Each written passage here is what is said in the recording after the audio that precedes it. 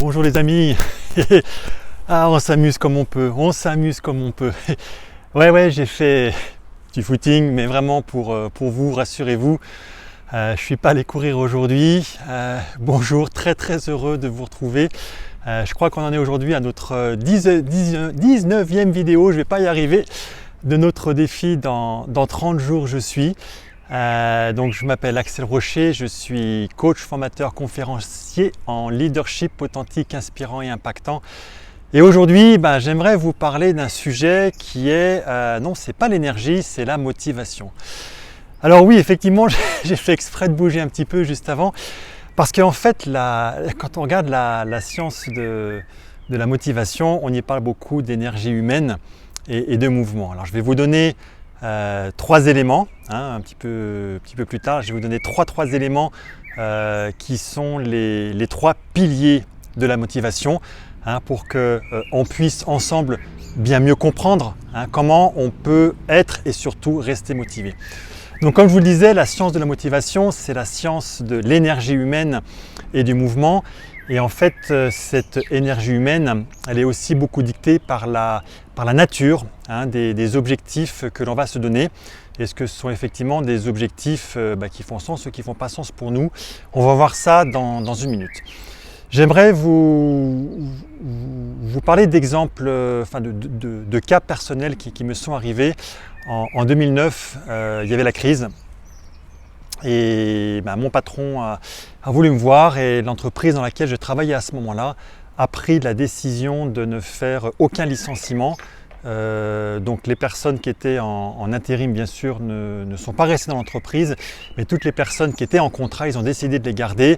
Et étant donné la situation, un perte de chiffre d'affaires très importante, ils avaient à ce moment-là décidé de faire ce qu'on appelle des mouvements internes, pour pouvoir repositionner les personnes dans différentes fonctions. À ce moment-là, j'avais des responsabilités marketing et on m'a demandé du jour au lendemain, de par mon expérience internationale que j'avais, de reprendre la formation auprès des clients. Et en fait, j'ai été dans un mouvement un peu de panique parce que de la formation, j'en avais jamais fait. Je ne savais même pas si j'étais capable ou pas de faire de la formation.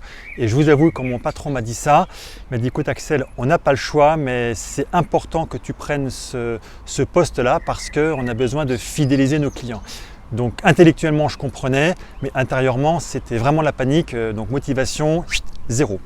Ça, c'est la première histoire. Deuxième histoire, c'était un petit peu plus tard, c'était en 2015. En 2015, j'ai changé de patron. Donc mon patron était au comité de direction d'une grande entreprise.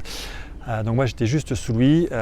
Donc là, j'avais retrouvé des responsabilités marketing et développement de business à l'international. Et ce nouveau patron était extrêmement sympathique au début, mais j'ai vite compris que c'était de la sympathie, manipulatrice, et qu'en fait il vous faisait croire que vous pouviez faire ce que vous vouliez, mais en fait on était complètement pris vraiment sous lui. En fait, c'était un patron qui était complètement toxique. Autant au début je croyais bien, autant vous dire que alors je n'étais pas le seul, mais que la motivation a complètement chuté. Donc ça, c'est le deuxième point. Puis le troisième point, c'est en ce moment, donc je suis en train de créer mon entreprise. Donc bien sûr que la motivation est là, mais il y a un point sur lequel il me faut être extrêmement vigilant. C'est le fait d'être en contact avec des gens, de rencontrer des gens. Les voir en vidéo comme ça, c'est top. Pouvoir faire des coachings, c'est top. Pouvoir être en gens, mais les voir en présentiel, c'est quand même beaucoup mieux. Alors ces 3 histoires qui sont très personnelles sont 3 exemples choisis à dessein, puisqu'ils ils illustrent les 3 piliers justement de la motivation humaine qui reposent sur 3 besoins fondamentaux. Le premier besoin de l'être humain, c'est ce qu'on appelle l'affiliation. L'affiliation, c'est le besoin d'être en relation positive avec les autres et de prendre soin des gens. Ce qui nous ramène à ce que je vous ai déjà dit plusieurs fois, c'est que l'être humain est un être social et que lorsqu'il n'est pas avec les autres, effectivement, il a le sentiment d'être rejeté. Et le rejeté est pour moi limite une insulte humaine, puisque chaque humain a besoin d'être là. Donc c'est vraiment faire une insulte en fin de compte à l'espèce humaine que de rejeter des personnes. Il y a une étude qui a été faite par Harvard, alors vous pourrez la retrouver sur YouTube, elle se trouve très bien, c'est un TEDx. Et en fait, cette étude a porté sur, j'ai plus le chiffre, mais c'est un petit millier de personnes qui ont été suivies pendant près de 80 ans, je crois que c'est 60, non, pardon, qui ont été suivies pendant 75 ans. Donc cette personne faisait des rapports chaque année sur une palanquée de questions, donc ils ont été pris depuis qu'ils sont adolescents. Et en fait, là, c'est des personnes donc, qui ne restent plus beaucoup en vie, hein, qui ont peut-être 80-90 ans maintenant. Et ce qui ressort essentiellement de cette étude, le point clé de cette étude, c'est que les relations humaines rendent heureuses et nous permettent d'être en meilleure santé. Tenez-vous bien, ils ont regardé l'âge auquel les personnes sont décédées ou celles qui étaient encore en vie et ils ont fait le lien par rapport aux relations qu'ils avaient lorsqu'ils avaient 50 ans. Et l'étude a démontré, je dis bien démontré, que les personnes qui avaient les meilleures relations, quand je dis les relations, je ne parle pas de la quantité, je parle vraiment de la qualité des relations, et bien ces personnes-là avaient une longévité qui était beaucoup plus longue. Dit autrement, quand à 50 ans, on est dans la solitude, qu'on est avec des gens en famille, mais qu'on n'est pas heureux, qu'on a des couples qui n'est pas unis, qu'on est avec des amis et qu'on ne se sent pas accepté. Je vous parlais de rejet tout à l'heure. Hein. Donc on se sent seul, mais seul, je dirais dans son âme, c'est-à-dire même si on a des gens autour de soi, mais qu'on est vraiment seul, enfin, je pense que vous comprenez ce que je veux dire. Donc voilà, on n'est pas en relation positive avec les autres, et ben ça a un impact très important puisqu'on a une espérance de vie qui est diminuée. Donc les amis, le premier pilier qui répond à un besoin fondamental pour la motivation, c'est ce qu'on appelle l'affiliation, le besoin d'être en relation. Ça c'est le premier. Le deuxième, c'est ce qu'on appelle l'autonomie. L'autonomie est très liée à notre notion de liberté. Liberté de faire de choix, liberté de prendre des initiatives. Quelque part, c'est cette liberté à exprimer qui on est à travers nos comportements et nos choix. Et ça se retrouve, hein, personne n'aime recevoir des ordres des autres. En management, c'est bien connu, hein, pour que ça fonctionne, on ne va pas chercher à dire aux gens « tu dois faire ça, il faut que tu fasses », ça ne fonctionne pas.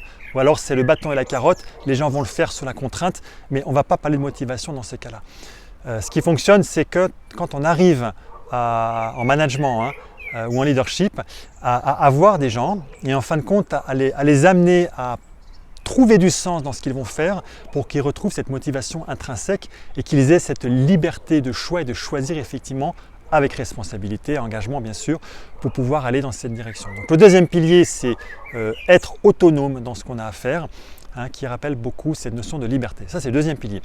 Et le troisième pilier, c'est un pilier qui est lié directement à nos talents, nos compétences, hein, qui est notre capacité à aller vers un objectif que l'on s'est fixé. C'est ni plus ni moins manifester un sentiment d'efficacité, un sentiment de fierté lorsqu'on atteint cet objectif. En fait, ce qui se passe, c'est que quand on atteint un objectif, il y a la libération d'un neurotransmetteur qu'on appelle la dopamine. La dopamine, c'est le neurotransmetteur du plaisir. C'est celui-là même, hein, que l'on retrouve quand on a des satisfactions immédiates, hein, quand vous allez vous regarder une série Netflix, quand vous allez, je sais pas, boire un petit coup, des choses comme ça, hop, il y a une décharge de dopamine, hein, ce qui est à l'origine d'ailleurs de toutes les addictions, hein, je ferme la parenthèse, ce n'est pas le sujet, mais en fait on a une décharge de dopamine quand on est, voilà, hein, on donne de l'énergie pour pouvoir atteindre quelque chose, voilà, la récompense, hein, c'est cette décharge de dopamine. À l'inverse, hein, quand on va agir, quand on va faire quelque chose, mais qu'on n'atteint pas l'objectif ou qu'on n'est pas satisfait de soi, on n'a pas cette décharge de dopamine et donc du coup, on est fatigué parce qu'on a donné beaucoup d'énergie et on n'a pas cette récompense dopaminergétique. Hein. Donc voilà les amis. Et en fait, tous les jours, quand on regarde bien, eh ben, on a un équilibre. Hein, entre ce besoin d'affiliation, d'être avec les autres en relation positive, donc l'inverse du rejet, quand on est autonome, quand on se sent libre de faire quelque chose, quand on se sent en compétence, hein, pour pouvoir avancer. Donc dans les trois exemples que je vous ai donnés, le premier en 2009, eh ben, vous avez bien compris, on m'a demandé de faire de la formation, on m'a dit tu fais ce que tu veux, je serai avec des gens, par contre pas de compétences.